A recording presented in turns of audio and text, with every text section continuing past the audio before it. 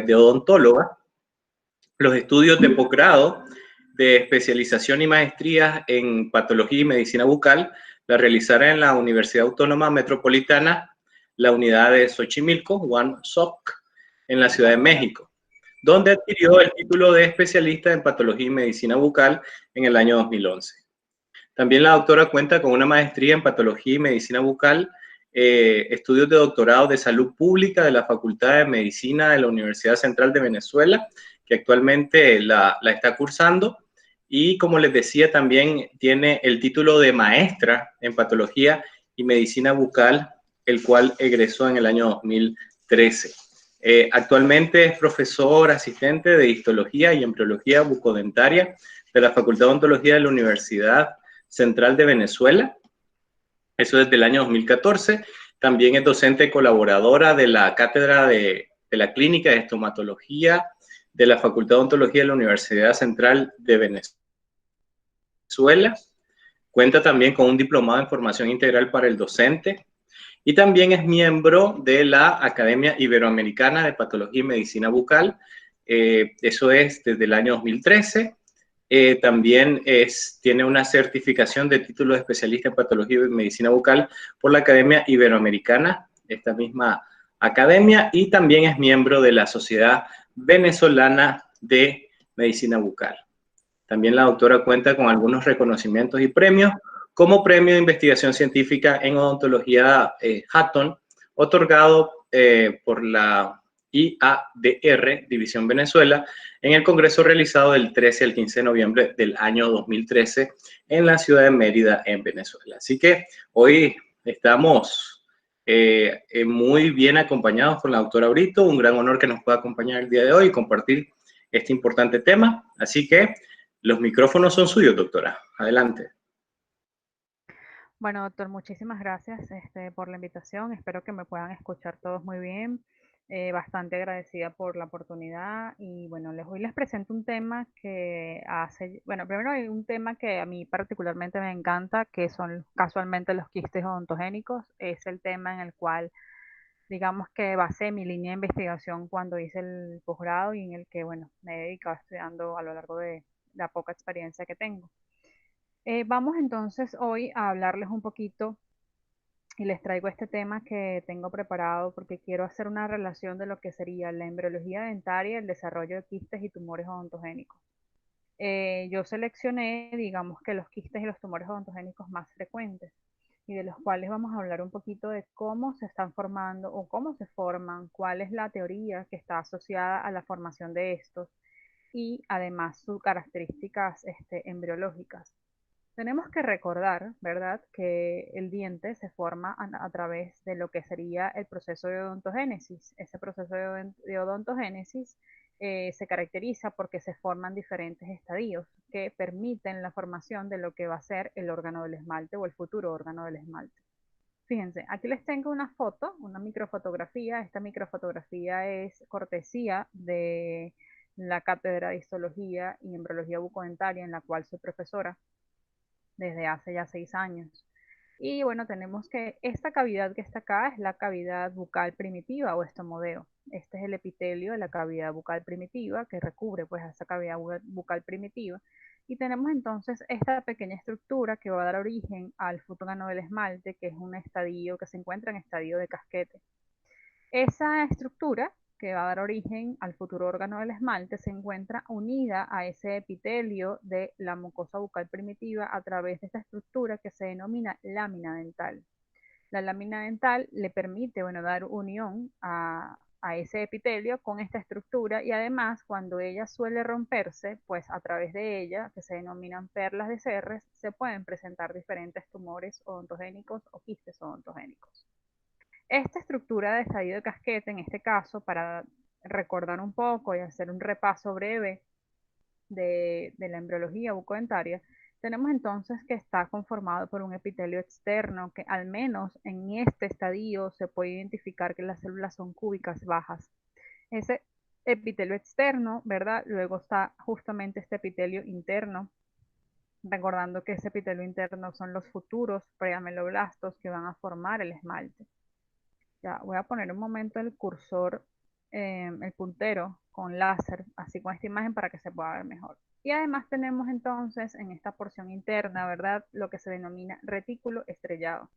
El retículo estrellado es un conjunto de células que están dispuestas en un gel hidrocoloide, perdón, con células de apariencia estelar dispuestas en ese gel.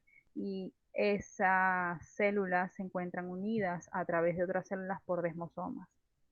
Tenemos la papila dental, que va a ser el futuro complejo dentinopulpar, y tenemos entonces los procesos, digamos, que van a formar la futura raíz del diente, ¿verdad? La vaina radicular de Herwitz, que va a formar la futura raíz del diente y la forma de la misma. Hay que conocer el proceso de embriología para poder entonces comprender cómo a través de estas estructuras, como por ejemplo los fragmentos o los restos de la lámina dental, como justamente las células del epitelio interno tienen la capacidad para producir esmalte en un futuro. La papila dental que da el origen al complejo dentinopulpar y justamente pues las asas cervicales que posteriormente pasan a ser vaina radicular de Herwitz, que va a formar los restos epiteliales de Malacés que también van a formar quistes. Todo este proceso se da en lo que es la odontogénesis y que es importante que repasemos rápidamente para poder comprender ciertas cosas, ciertos aspectos necesarios de la charla. Entonces tenemos, ¿verdad?, que las lesiones odontogénicas, ya sean tumorales o quísticas, son lesiones que van desde simples amartomas hasta lesiones quísticas, neoplásicas de estructura quística, y hay neoplasias también malignas, y eso es importante recordarlo. Y entonces, recordando pues los tipos de neoplasias y de quistes, tenemos entonces que recordar que estos se originan a través de diferentes estructuras embriológicas de importancia mencionar. Los restos de la lámina dental, que son justamente esos restos de las perlas de Serres, que se denominan, bueno, perlas de Serres, que son justamente cuando se rompe la lámina dental en el estadio, entre el estadio de casquete y estadio de campana inicial. Los restos de Malacés, que también se producen cuando hay una fragmentación de la vaina radicular de Herwitz, y los restos del órgano del esmalte, que también pueden quedar por allí cuando hay formación de algunos dientes específicamente. Todas estas estructuras tienen la posibilidad de formar lesiones quísticas del desarrollo y también lesiones odontogénicas de característica neoplásica. Entonces, hoy yo les voy a hablar acerca de 4 lesiones odontogénicas bastante frecuentes, como el ameloblastoma multiquístico, el quiste dentígero, el quiste radicular y el queratoquiste odontogénico. El doctor me dijo que habláramos de quistes, pero bueno, voy a hablar un poquito del amelo para conversar ciertas cosas que son necesarias. Es amelo multiquístico y también un poco de amelo uniquístico. Primero hay que saber que estas lesiones, no tanto el multiquístico, el quiste dentígero, el queratoquiste ontogénico y al menos el ameloblastoma uniquístico suelen ser diagnósticos diferenciales unos de otros. Pero bueno, siempre es más importante conocer las características radiográficas y las características histopatológicas de los casos para poder entonces llegar a una conclusión. Tenemos entonces, ¿verdad?, que estas lesiones, por lo menos las lesiones inflamatorias, como por ejemplo los quistes radiculares, en el 100% de los casos están asociados al ápice de un diente que suele presentar una patología pulpar. Y eso es importante recordarlo. Otras lesiones, como los ameloblastomas o los queratoquistes o los dentígeros, en su mayoría, más del 80% de los casos, suelen encontrarse aproximadamente en ángulo mandibular. Es una zona bastante frecuente por los restos del futuro órgano del esmalte que suelen quedar allí. Restos embriológicos que están inactivos y que por alguna razón pueden llegar a activarse. Además, también hay otras zonas que suelen ser afectadas, como la zona de premolares, también la zona de la sínfisis mentoniana, en más del 50% de los casos, también puede estar afectada en algunos momentos por la formación de estas lesiones odontogénicas. Y otra zona también en la cual también podemos encontrar lesiones es la zona de la papila incisiva, justamente aquí en el foramen, ¿verdad? Que es donde sale el paquete vasculonervioso, ¿no?, que en este caso. Entonces, en este momento podemos encontrar que estas lesiones pueden presentarse en cualquier lugar, digamos nosotros, de la cavidad bucal y del complejo maxilofacial.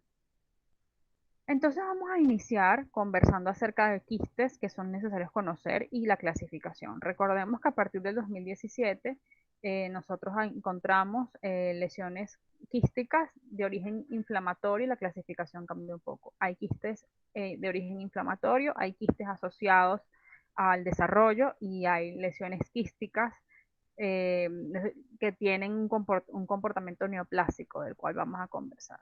Entonces tenemos el quiste radicular, el paradental y el quiste mandibular infectado. El quiste radicular, el quiste paradental y el quiste mandibular infectado se presentan en distintas zonas de los maxilares. El radicular siempre está asociado a un diente que tiene alguna patología pulpar. El paradental siempre está asociado de forma distal a un diente parcialmente erupcionado, específicamente un tercer molar, y el mandibular infectado siempre está asociado a los ápices del primer molar inferior, básicamente. Entonces vamos a empezar con el quiste radicular. El quiste radicular es una lesión radiolúcida que presenta bordes definidos, que no tiene más de 2 centímetros de diámetro, es unilocular y está asociado a un diente con una patología pulpar. Básicamente, él se produce, digamos que es producto de un proceso inflamatorio pulpar asociado a una caries del órgano dental involucrado. Aproximadamente la estadística dice que el 63,24% de las lesiones recibidas en los laboratorios de patología bucal están relacionados a un quiste radicular. Su prevalencia va desde el 15 al 54,6% según también algunos estudios epidemiológicos. Y la etiopatogenia son dos factores. Puede ser uno asociado a la teoría de la presión osmótica o dos asociado a la teoría del absceso. Esta se desconoce la relación de la evolución del crecimiento de las lesiones y está asociado a distintos factores. Es decir, la teoría dice, ¿qué es lo que está produciendo este quiste? ¿Es el epitelio, es la matriz extracelular o son los componentes inflamatorios y resortivos propios de esa lesión? Bueno, vamos a ver unas imágenes. Pero para eso necesitamos saber cuál es el origen de los quistes inflamatorios. Fíjense, este es mi diente, que está alojado en su hueso alveolar. Esta estructura que está aquí son las fibras del ligamento periodontal. Y ese diente, cuando presenta algún proceso de caries, pues simplemente hay una, digamos que una inflamación crónica en ese tejido pulpar o en ese complejo dentino pulpar. ¿Qué pasa entonces? Esos restos epiteliales de Malacés que estaban allí ya de forma embriológica inactiva, pues simplemente son estimulados por este proceso crónico y ese proceso crónico entonces da como origen a la formación de una lesión apical. Esta es la forma en la cual un quiste radicular suele producirse o formarse dentro de los maxilares o dentro del hueso alveolar específicamente. Y yo les traigo este artículo que yo encontré para esta publicación, perdón, para esta conferencia, donde hablan acerca del quiste radicular y hablan justamente o sea, una actualización de los factores biológicos relacionados con el epitelio de revestimiento de estas lesiones.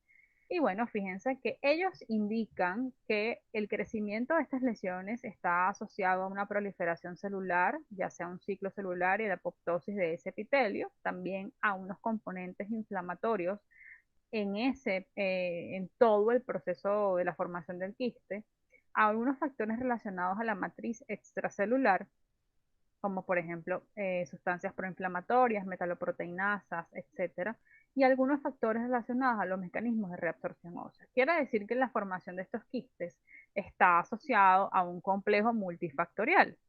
Y es importante entonces que veamos este diagrama, que también es bastante didáctico, porque aquí explica, tenemos un diente, ¿verdad?, que presenta una lesión quística y aquí estamos haciendo un pequeño corte de esa lesión quística.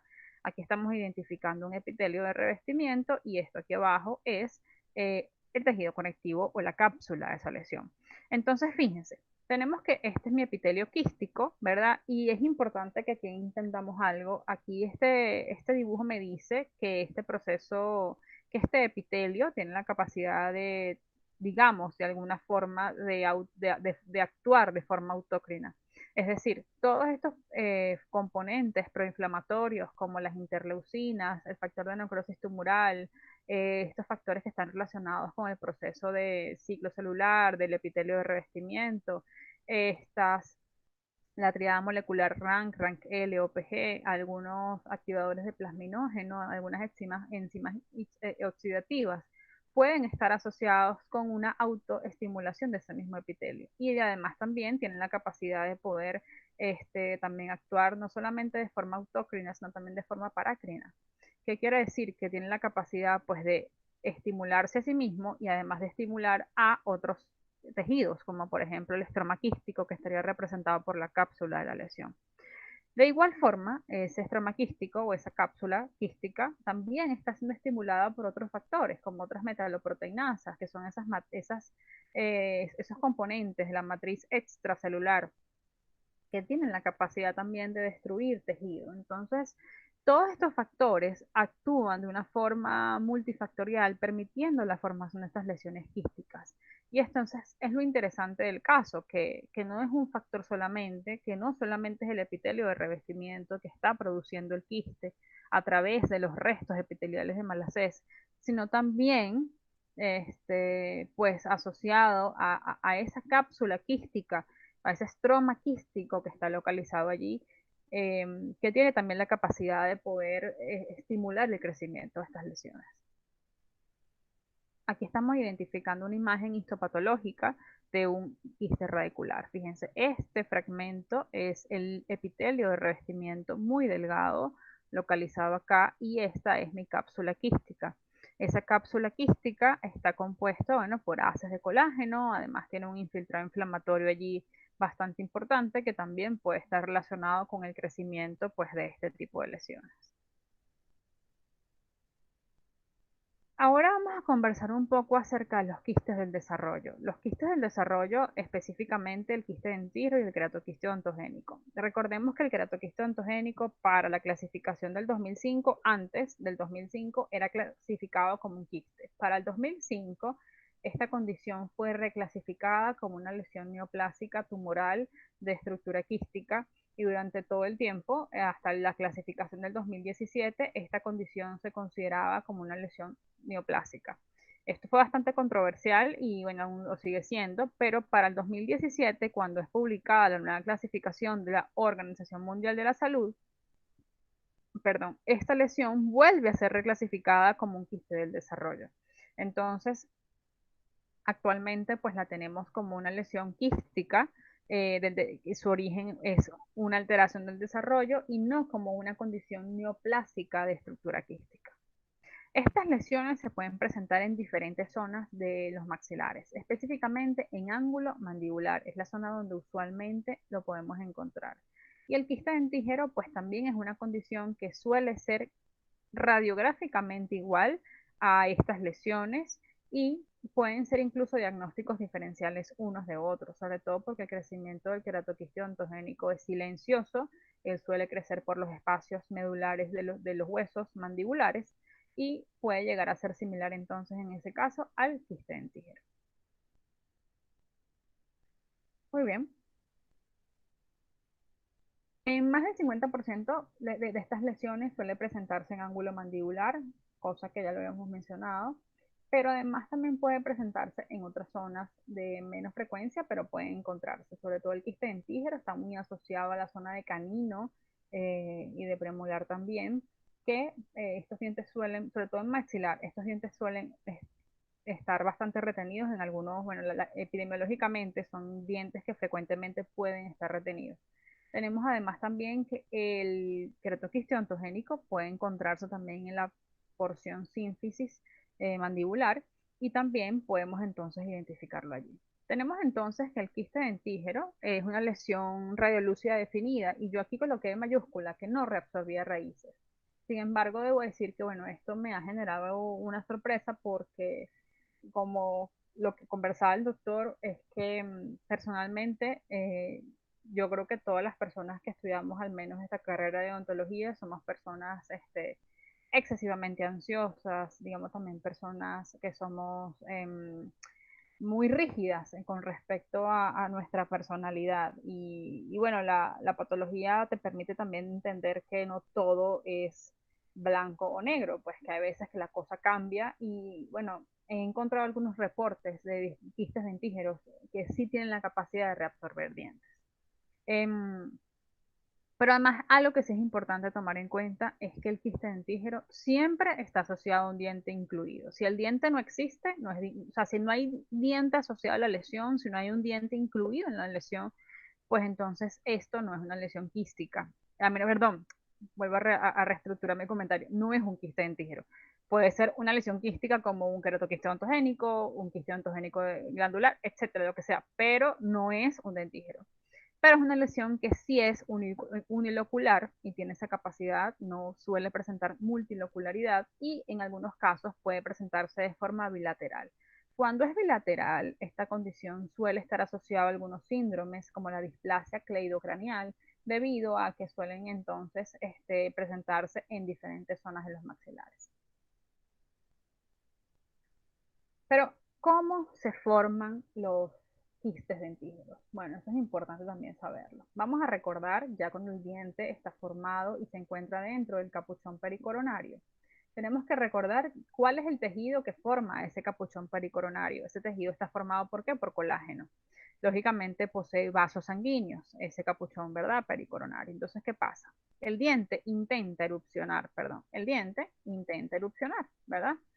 Eso se llama fuerza eruptiva. Bueno, cuando esa fuerza eruptiva se va produciendo, también algo pasa que a lo mejor ese diente no puede ser obstruido, no puede erupcionar, ya sea por una obstrucción mecánica, hay un diente que no ha terminado de madurarse y de ser mudado, lo que sea. Esa fuerza, ¿verdad? Eruptiva choca con esta obstrucción, digámoslo de alguna forma, y entonces ocurre que los vasos sanguíneos se inflaman. Y esa inflamación, o digamos que no que se inflama, sino que todo el tejido se inflama y a través de los vasos sanguíneos, pues simplemente entonces ocurre la producción del trasudado, que es un líquido que va a encontrarse en ese proceso inflamatorio y ese líquido suele buscar un sitio de menor resistencia tisular y ese sitio suele ser la unión que hay entre el esmalte, ¿verdad? Y el epitelio reducido del esmalte. Recordemos que el epitelio reducido del esmalte es esa estructura que se forma ya cuando el diente está formado en el proceso embriológico, en capa, en lo que se denominaría campana avanzada o estadio de folículo, también se denomina en algunos libros.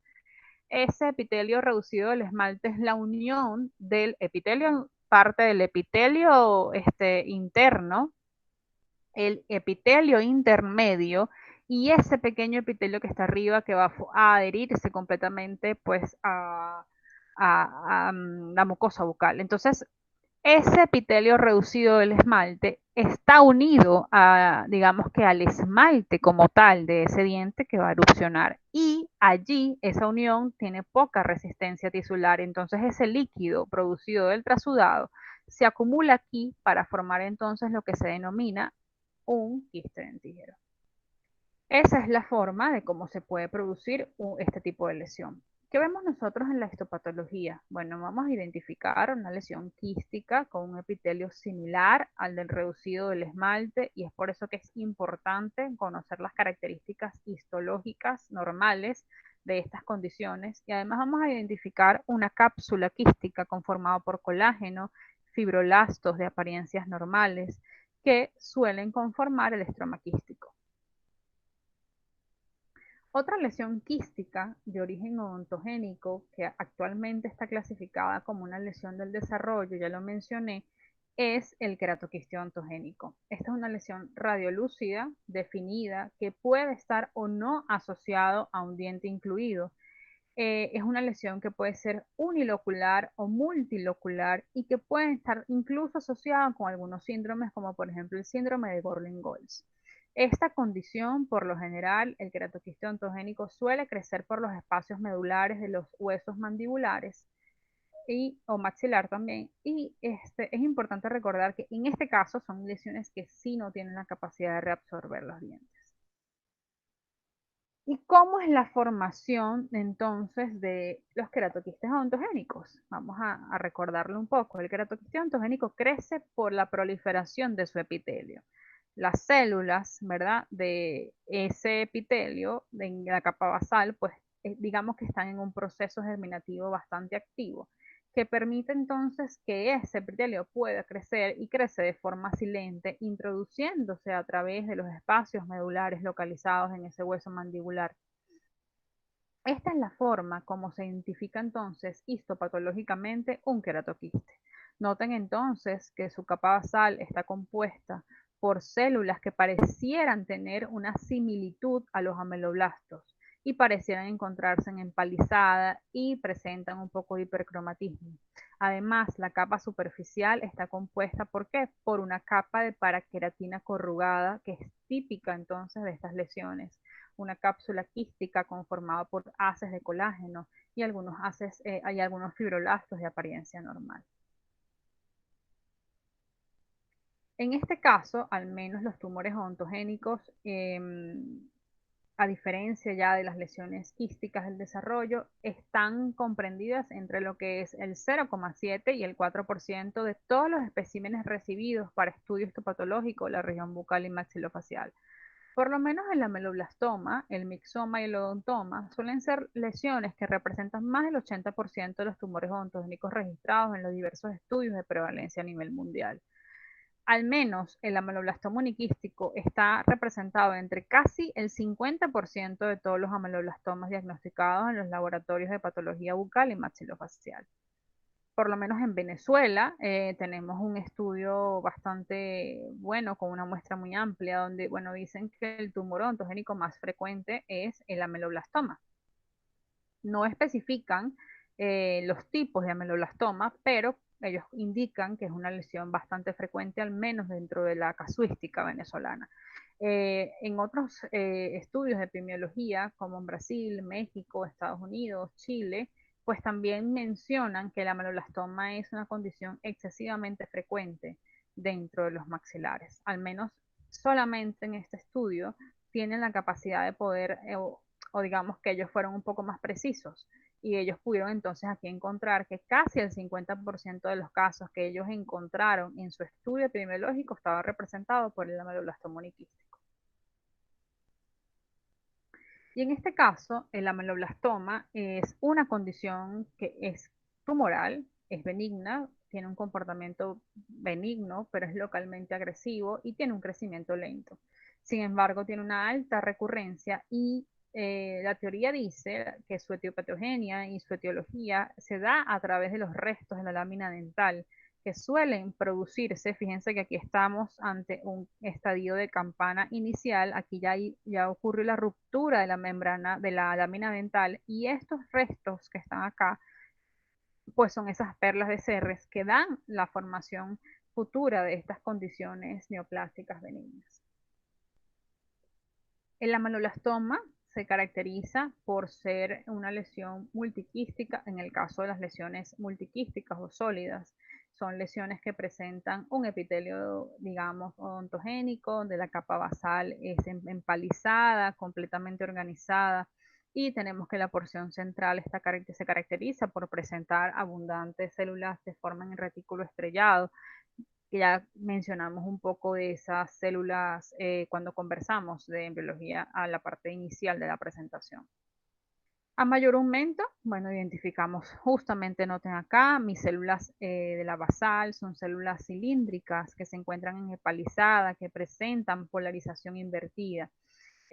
Aquí identificamos pues la porción superficial, que son esas células que están localizadas en ese retículo estrellado. La cápsula de la lesión, el estroma tumoral, está compuesta por haces de colágeno maduro entremezclados con algunos fibroblastos. Pero ¿cuál es el mecanismo y el crecimiento de expansión al menos de los ameloblastomas? Bueno, primero hay que indicar que la patogénesis de los tumores odontogénicos es desconocida. Y por lo menos para los ameloblastomas, pues se considera que puede estar dada por dos factores. Uno, la proliferación de su epitelio de revestimiento y dos, algunos factores que puedan colaborar con su expansión, como la pérdida de moléculas de adhesión o el aumento de la presión hidrostática.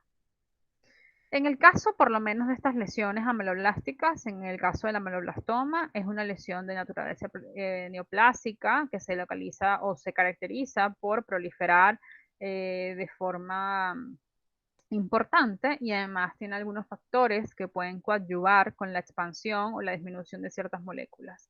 Ya desde la década de los 90 se han realizado distintos estudios de biología molecular donde se ha determinado que estas lesiones suelen presentar un índice de proliferación celular, digamos que algo importante.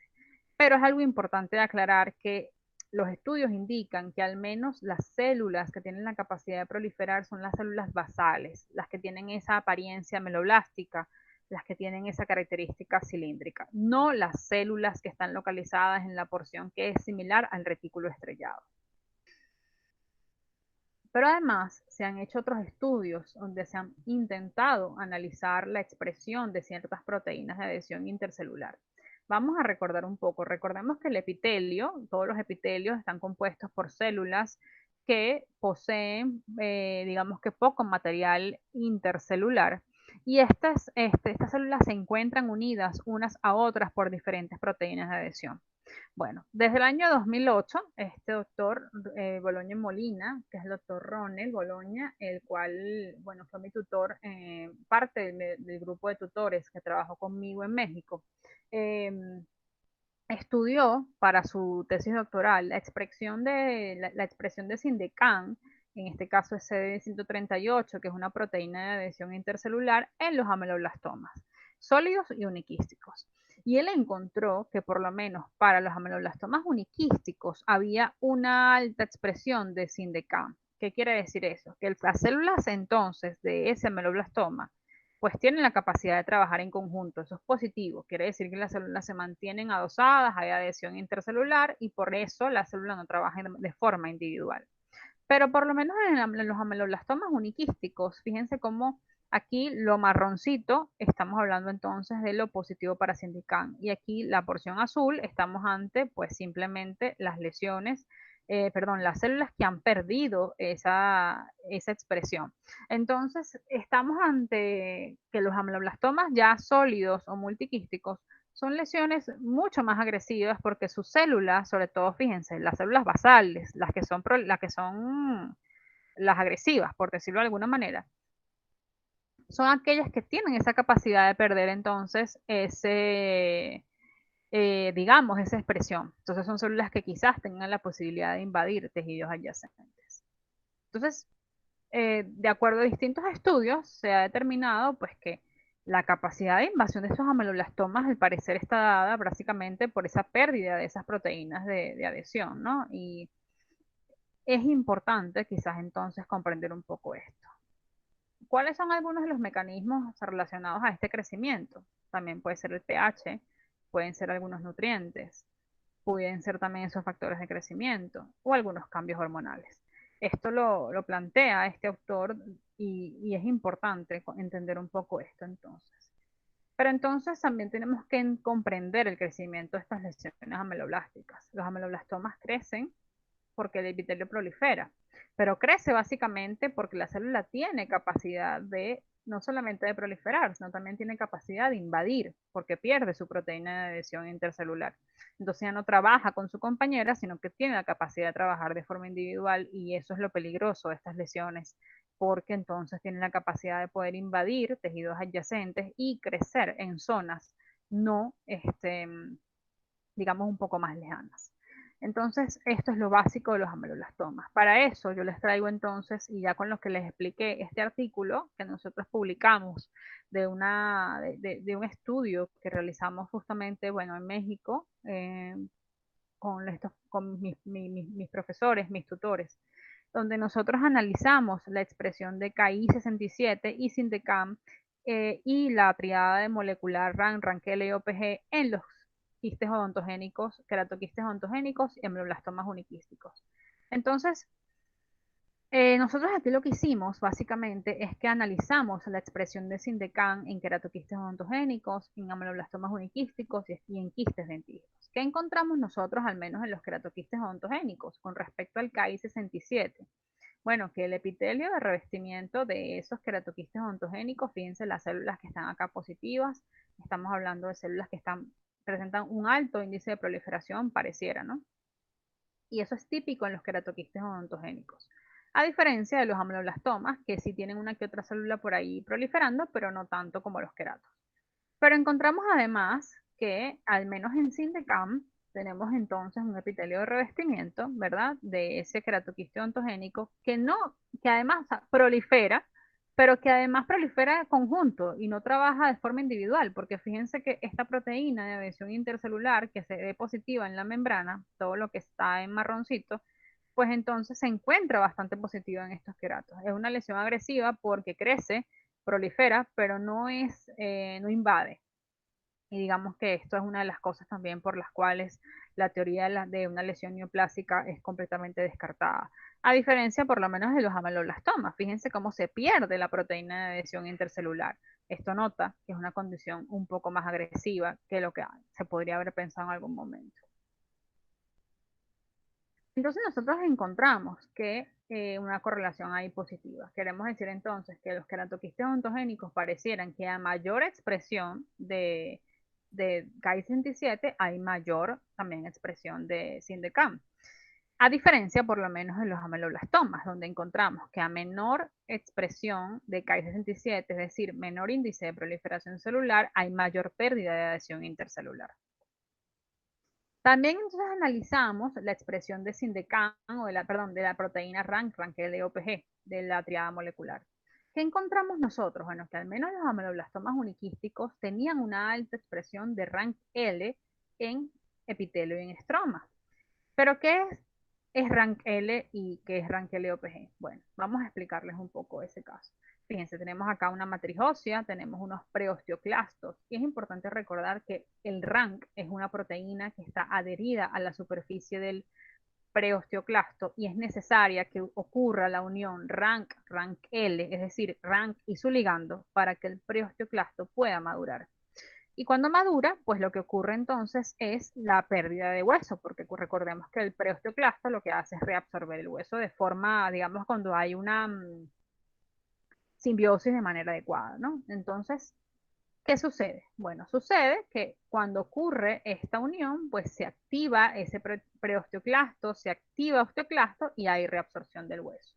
Pero ¿qué pasa? Pasa que entonces ese OPG, la proteína OPG, tiene la capacidad de secuestrar al ligando de RANK. Y cuando hay un secuestro de ese ligando, pues no hay una maduración del osteoclasto del preosteoclasto a osteoclasto. Y como no hay maduración del preosteoclasto a osteoclasto, pues esta entra en apoptosis y tiene la capacidad de morir.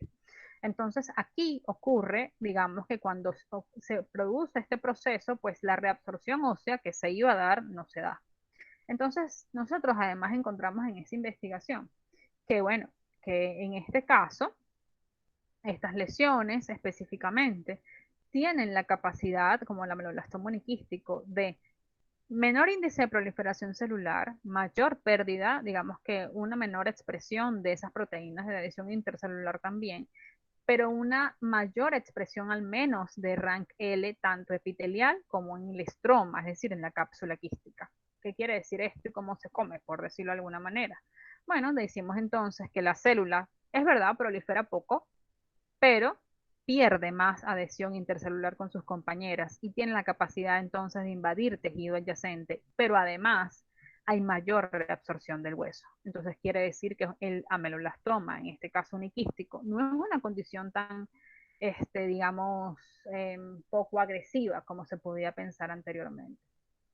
A diferencia por lo menos del queratoquiste ontogénico, donde es una lesión que tiene un alto índice de proliferación celular, con una alta expresión de las proteínas intercelulares y una poca expresión del RANKL, tanto estromal como epitelial, es decir, que no tiene tanta capacidad de reabsorber tejido óseo. Bueno, con esto yo les quiero pues presentar esta investigación. Una de las conclusiones es tomar en cuenta que estas lesiones tienen los tumores ontogénicos y los quistes ontogénicos, específicamente estas lesiones que les traje, tienen como características similares, no solamente su comportamiento, digamos, no solamente sus características radiográficas, que las hacen ser diagnósticos diferenciales unas de otras, sino también que son condiciones muy frecuentes dentro de los maxilares, sobre todo el quiste dentígero, el queratoquiste ontogénico y los ameloblastomas. Y son tan frecuentes que tienen la capacidad pues de reabsorber o de desfigurar en algunos casos pues los maxilares de los pacientes. Y como son de las lesiones más frecuentes, es importantísimo que nosotros estudiemos a mayor profundidad su comportamiento biológico. Yo creo que a través del estudio de este comportamiento biológico, de estas lesiones, vamos a poder entonces comprender un poco más cómo actúan y también vamos a poder encontrar mejores tratamientos para estas condiciones. Estos tratamientos lógicamente van a evitar mutilaciones a los pacientes, vamos a poder quizás hacer tratamientos más efectivos y menos agresivos para nuestros pacientes. Esto es parte de mi universidad, la Universidad Central de Venezuela. La Universidad Central de Venezuela fue fundada hace más de 200 años por Simón Bolívar y Vargas, que fue su primer rector específicamente. Y bueno, para recordarles que bueno, esta universidad es patrimonio cultural de la humanidad, esto es orgullo para los venezolanos, es orgullo para los caraqueños y bueno, es orgullo para los ucebistas. Y bueno, hoy, casualmente para los caraqueños, tomando en cuenta que hoy mi ciudad está cumpliendo 453 años de haber sido fundada, Santiago de León de Caracas, ciudad donde me encuentro, donde habito, donde resido, ciudad donde nací. Quiero agradecerle al doctor Eric Castillo por la invitación. Para mí es un placer estar acá y bueno, muy agradecida con ustedes. Estoy a su disposición si tienen alguna pregunta. Muchas gracias, doctora, por su intervención. Muy interesante todos los aspectos que nos ha descrito el día de hoy y dejamos a nuestros diplomantes para que hagan las preguntas, las dudas que tengan.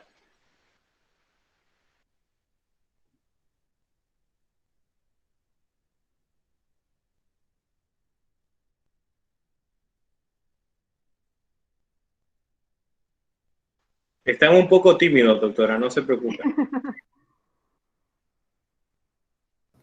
Buenas tardes, doctora. Al referirse a Sindecan 1, ¿a qué nos referimos exactamente? Disculpe, es que no manejo el término.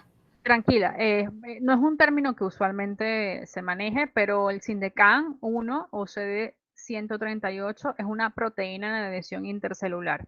Entonces, esta suele analizarse o digamos que está presente en los epitelios. Era poco estudiada hasta hace algunos años, pero lo que se ha encontrado, bueno, es que cuando esta proteína se encuentra, digamos que positiva en los epitelios, pues entonces estamos hablando de que ese epitelio está actuando de forma correcta, porque recordemos que los epitelios trabajan todos en un conjunto. Si esta proteína de adhesión intercelular se pierde, pues estaríamos entonces ante una célula epitelial que está perdiendo su trabajo con su compañera, ¿no? Y entonces esto trae como consecuencia que sea una condición más agresiva. No sé si me explico. Porque la célula epitelial ya no trabaja en conjunto, sino que trabaja de forma individual y eso es sumamente peligroso. Muchas gracias. De nada.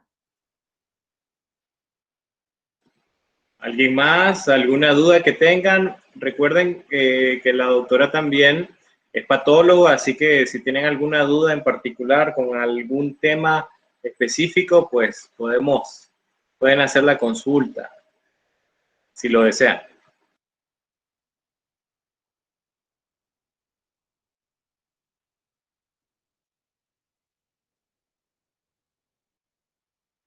Doctora, yo quiero aprovechar y preguntarle para que Claro. les comente a los chicos cuál es la importancia de la interpretación histopatológica. Porque es tan importante que nosotros sepamos reconocer o al menos interpretar esos cambios histológicos que al final el laboratorio nos termina entregando. ¿En qué radica la importancia de ello? Bueno, principalmente porque el conocer las características histopatológicas de las lesiones permite también entender un poco cómo está actuando la clínica, ¿no? Cómo es la clínica. Si hay muchas mitosis, sabemos entonces que la lesión es agresiva. Si la lesión presenta zonas leucoplásicas, quizás porque entonces ahí la lesión lo vamos a ver con zonas un poco blancas en la cavidad bucal. Hay que hacer siempre la correlación clínico-patológica. Y en boca, pues las dos cosas van de la mano. Una va de la mano con la otra. Entonces, es sumamente importante, al menos en nuestra especialidad, que nosotros conozcamos y tengamos en cuenta esa correlación. Y básicamente es por eso, porque estamos ante un paciente que además somos los médicos de la boca y tenemos que conocer las características normales, tenemos que además conocer qué está pasando allí en ese tejido anormal y cómo eso se refleja con lo que yo estoy viendo en la clínica. De ahí la importancia. Muchas gracias, doctora. No sé si alguno de nuestros diplomantes tiene alguna pregunta, alguna duda adicional.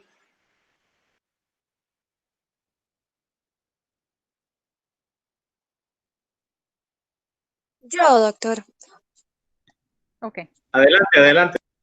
Sí, entonces, ¿qué hallazgo, cuál puede ser el hallazgo más importante o básico para entonces detectar un queratoquiste y con respecto a lo que estaba hablando? El hallazgo radiográfico más importante, quizás. En la parte histológica. En la parte histológica, bueno, fíjate, el Sí. queratoquiste histológicamente, bueno, tiene una histopatología muy, muy específica, digamos que es como siempre el librito.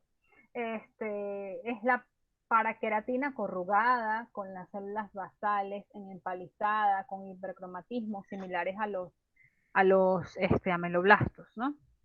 Pero bueno, también es importante recordar que cuando hay procesos inflamatorios en estas lesiones, estos procesos inflamatorios pueden cambiar un poco las características histopatológicas del quiste, que no quiere decir que sea otra lesión, sino que simplemente la inflamación mete un ruido ahí que puede entonces hacer que estas lesiones sean un reto diagnóstico para el histopatólogo. Pero básicamente la histopatología de estas lesiones es muy clásica. Es un epitelio de revestimiento quístico, una capa de células basales empalizadas con una capa de paraqueratina corrugada. Ok, muchísimas gracias, doctora. De nada. Muy bien. ¿Alguna otra pregunta, diplomantes?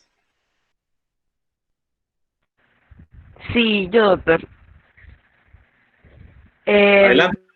Usted mencionó en una parte sobre un tipo de secuencia de lo que viene siendo más que todo el quiste radicular. Yo había leído también en el libro, ¿verdad?, de que esta secuencia venía un poco así. Primero la afección pulpar, la necrosis, luego un proceso inflamatorio, luego quiste y así pues sucesivamente. En una de las conferencias anteriores como que quedé con duda y quisiera pues ver si le podía aclarar. Pero no entendí cuál era tu pregunta. O sea, ¿quieres cómo se da el proceso de la formación del quiste radicular?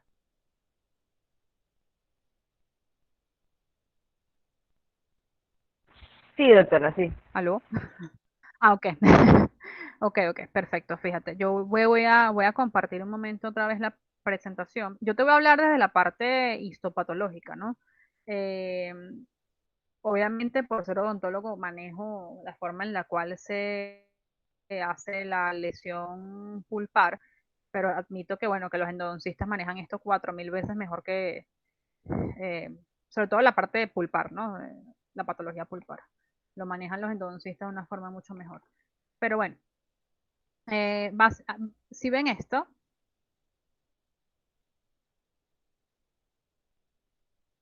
¿aló? Sí, doctora, sí.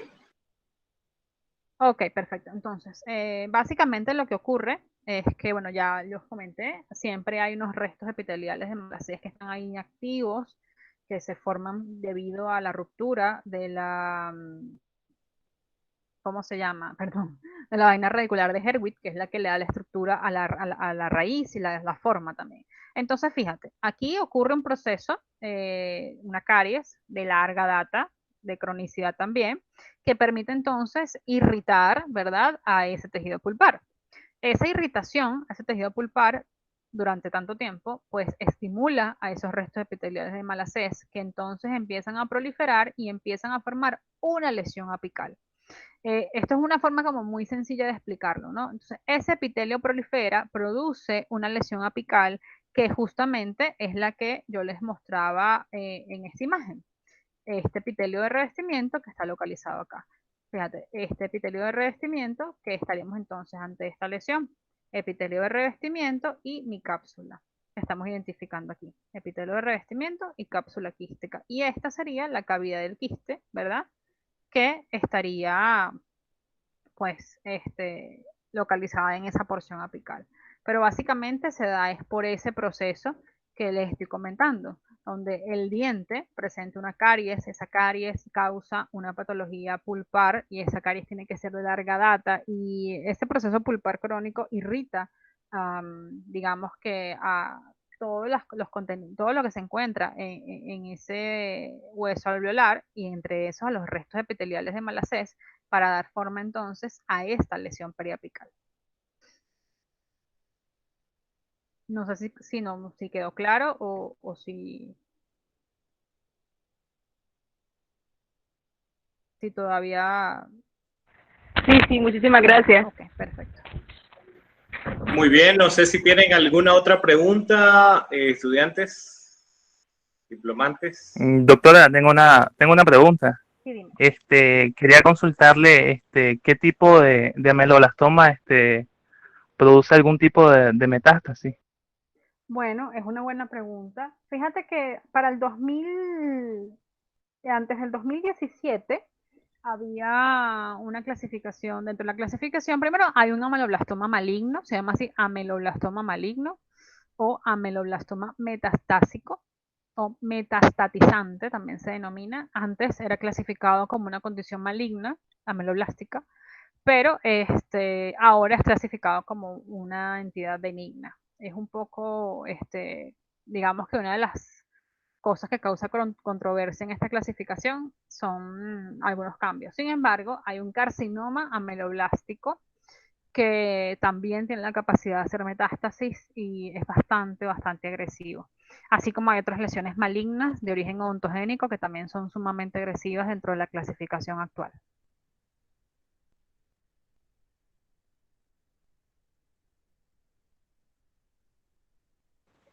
Ok, gracias, doctora. De nada.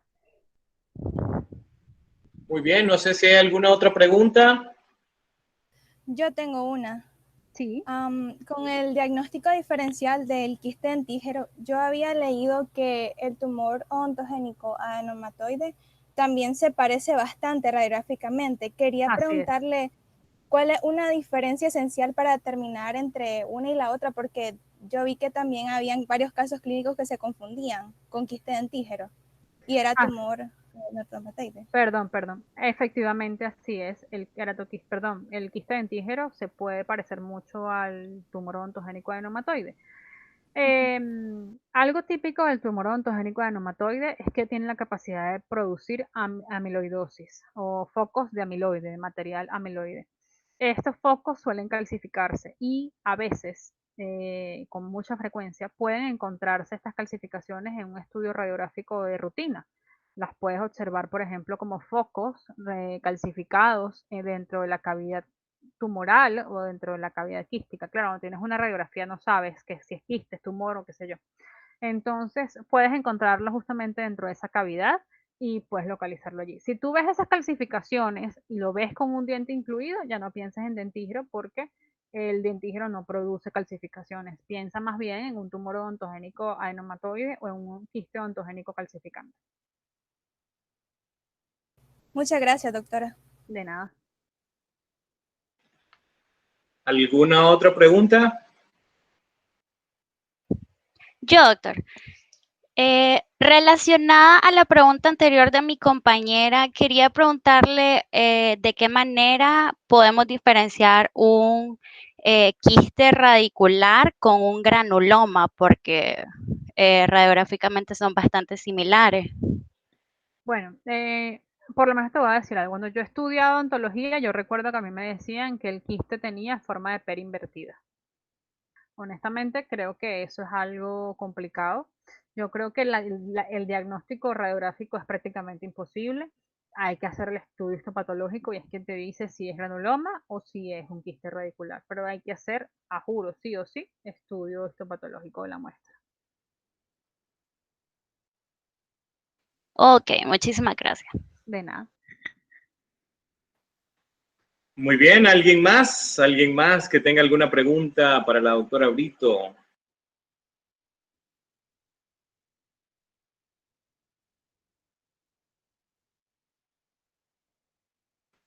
Bueno, aparentemente no hay nadie más. Así que, bueno, en nombre de la Universidad Católica, le estamos dando un agradecimiento, doctora, por haber participado. Le haremos llegar su certificado de participación emitido por la universidad, agradeciéndole su amable y gentil participación el día de hoy. Así que, sin más, esperamos su casa. Cuando quiera compartirnos algún tema o usted tenga o le solicitemos, pues le agradecemos mucho su disponibilidad y su tiempo. Así que sin más, en nombre de todos los diplomantes y de la universidad, quiero agradecerle por su participación el día de hoy. Y en este caso, buenas noches, porque ya son las 7 allá. Sí, no, bueno, agradecida estoy yo por la participación, que me hayan pedido participar. Para mí es un gusto y bueno, como le dije, doctor, estoy a la orden para lo que necesiten y bueno, nada, verdad, muchísimas gracias a todos por estar acá, por prestarme atención. Solo quiero pedirle a los diplomantes, tal vez para una foto de la doctora, que tal vez active su cámara y la doctora pueda verlos a todos para que ella tome una foto y lo pueda compartir en sus redes, si la doctora lo desea. Ya va, permítame, porque es que mi cámara aquí con la computadora tiene un problema, pero voy a intentar conectarme por el teléfono. A ver si o simplemente que ellos lo hagan, no sé, doctora, para sus redes, decía yo, si quería. Déjeme ver, yo creo que si me conecto con la cámara del teléfono, a ver, voy a momento.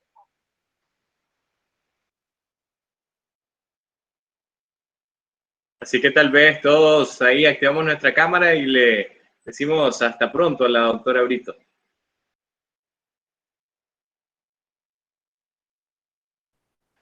¿Me tal vez escucha? ahí, sí, ahí estamos, ahí por favor, vayan activando su cámara y que la doctora ahí pueda tomar su foto para compartirlo en sus redes sociales. Que se siente el cariño nicaragüense por la doctora. ¿Me avisan para por lo menos medio sonreír o sonrío?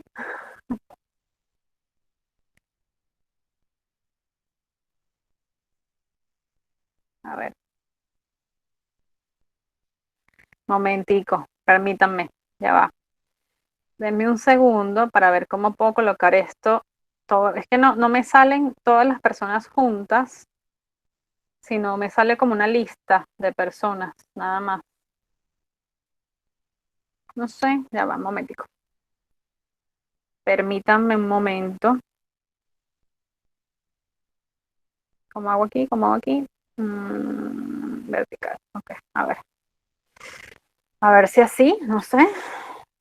Yo creo que sí mejor. Bueno, nada, vamos a tomar la foto. A ver. Un momento. Aunque ahí tengo al doctor, pero bueno, voy a tomar la fotografía. A ver, muy bien. No me sale, ya va. Permítame un momento.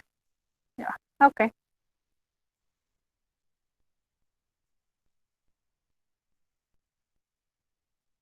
Listo, ya la pude tomar. Bueno, muchísimas gracias, doctor. A usted, doctora, muchas gracias por su Gracias a todos. amable de hoy. Hasta luego, feliz tarde. Buenas noches, doctora. Bye. Nos vemos, gracias.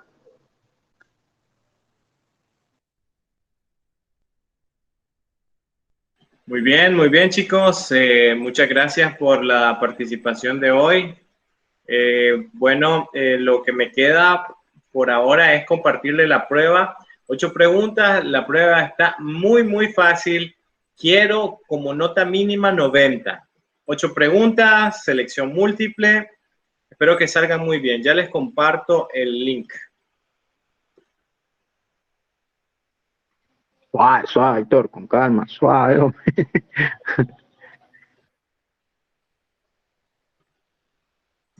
Listo. Y me espero solo para ver los resultados definitivos del día de hoy. Así que adelante.